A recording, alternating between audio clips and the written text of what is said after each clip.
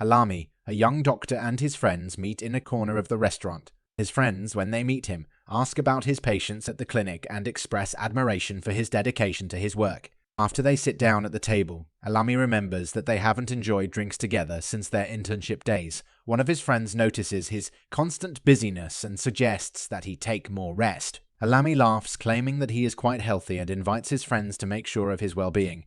They advise him to rest sometimes and avoid overwork, but Alami replies that his work now is his rest. He then changes the subject and asks Yamajishi's friend why he collected them.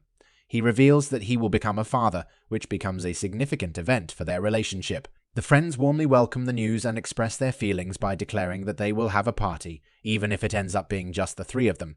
However, Alami interrupts the celebration with an unexpected announcement.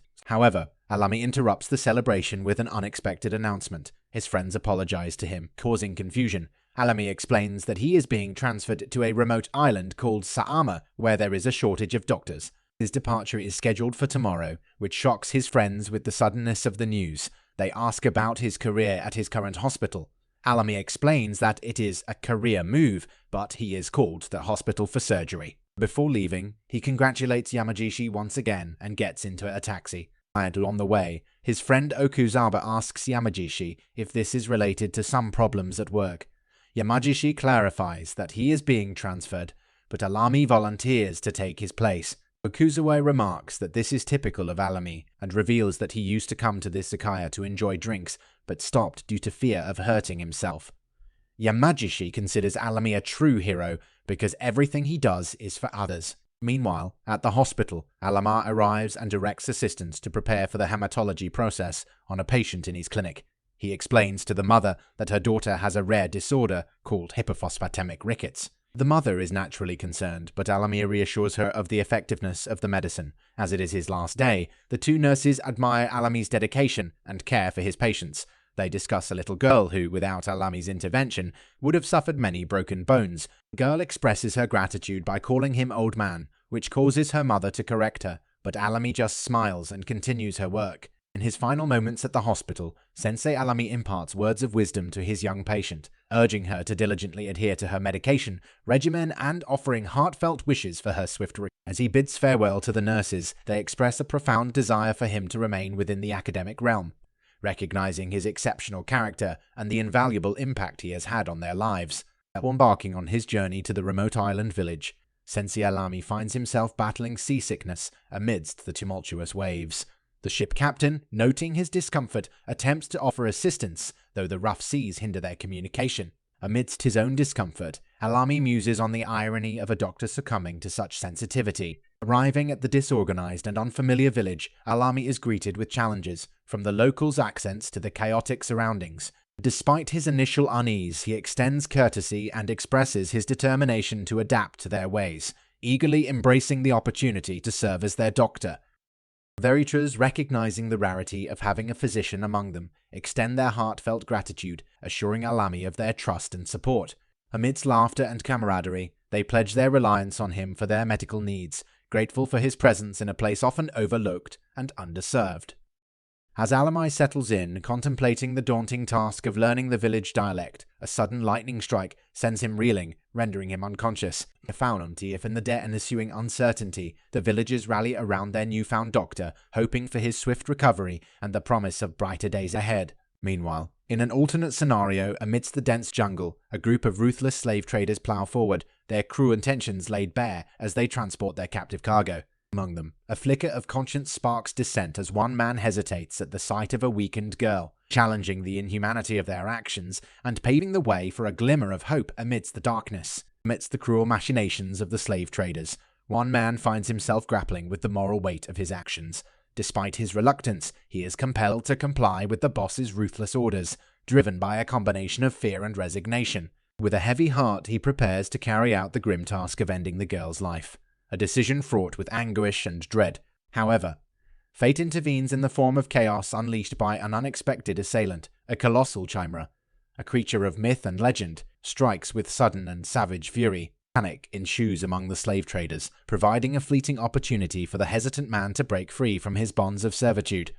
With a surge of desperation, he abandons the girl, leaving her to fend for herself amidst the turmoil. Meanwhile, in a distant and mysterious jungle, Amami, a compassionate soul driven by an innate desire to aid others, finds himself inexplicably transported to this unfamiliar realm. As he traverses the alien landscape, his quest for altruism leads him to encounter a strange and wondrous sight, a creature resembling a slimy being from the realms of video games, its form animated by the simple act of drinking water. Bewildered yet intrigued, Amami approaches the creature cautiously, marveling at its peculiar biology and the enigmatic mysteries it embodies. His fascination is interrupted by the sudden appearance of a girl, descending from the sky with ethereal grace, passing felon-like features and an otherworldly presence.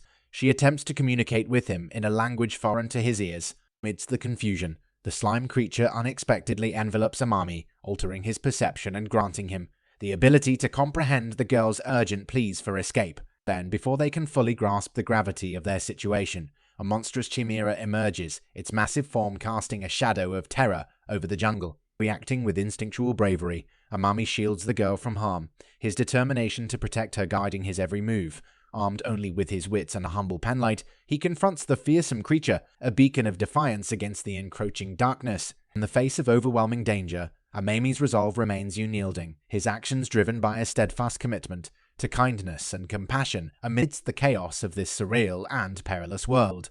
As the monstrous chimera charges forward, Sensei Amami braces himself for the impending onslaught. To his astonishment, the slime creature intervenes, unleashing a powerful stream of water imbued with mysterious energy that halts the beast in its tracks. Overwhelmed with gratitude, Amami expresses his deep appreciation for the creature's timely intervention, which not only saved them, but also granted him the ability to understand the girl's language. However, his relief is short-lived as he turns his attention to the girl, whose critical condition lays before him like a heavy burden.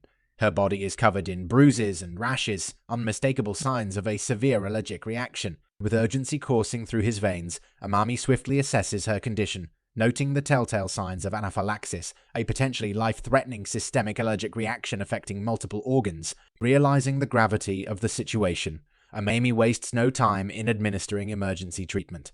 He retrieves an adrenaline auto-injector, knowing it's crucial to alleviate the progression of symptoms and prevent the onset of shock. With a calm demeanor, he prepares the injection, gently warning the girl of the discomfort she may feel as the medicine takes effect. And as adrenaline surges through her veins, the girl winces in pain, but relief soon follows as her breathing stabilizes. In the midst of this medical crisis, a diverse group of individuals arrives, their appearances a curious blend of human and animal features. Amami, momentarily taken aback, inquires if they hail from a nearby village. Among them, one claims to be the girl's grandfather, his concern evident in his eyes as he questions Amami's actions. With patience and composure, Amami explains the necessity of his treatment, eventually earning the group's trust and cooperation. Left together, they transport the girl to a safe area where Amami can provide further care. Utilizing medical equipment and expertise, Amami continues his ministrations, administering intravenous steroids with practiced precision. The villagers watch in awe, viewing him as a miraculous healer, capable of dispelling afflictions with his skill and knowledge. To them, the girl's ailment is not merely a medical condition, but a manifestation of divine wrath, and Amami, in their eyes, is a true magician, wielding the power to defy gods and mend broken bodies. With each passing moment, the girl's condition improves, her breathing steadying and consciousness returning. As she opens her eyes, she is surprised to find Amami by her side, a reassuring presence amidst the chaos. And in that moment of connection, amidst the backdrop of a strange and wondrous jungle, a bond forms, one forged in the crucible of adversity, bound by the shared desire to heal and to overcome. And as the girl's health improves, her astonishment grows upon realizing a human standing before her. In a daring attempt to escape, she disregards her injuries and rises abruptly, prompting Alami's deep concern for her well-being. Despite his efforts to prevent her from fleeing, she resists, slipping and exacerbating her precarious situation. Worried for her safety, Alami approaches her gently, seeking permission to examine her injured leg. Startled, the girl makes another desperate attempt to escape, only to be immobilized once again by the reappearing slime creature, its watery abilities serving to thwart her efforts. Feeling trapped and defeated, the girl surrenders, imploring Alami to care for her. Meanwhile, in a different location, a powerful chant reverberates through the air as a priest performs a sacred healing ritual to treat the injured boss of the smugglers. Miraculously, the priest's previously wounded hand heals instantaneously, eliciting gratitude from the boss, who attributes the healing to divine intervention. As the priest, however, humbly credits the miraculous healing to the guidance of the gods, acknowledging the boss's unwavering faith as instrumental in his recovery.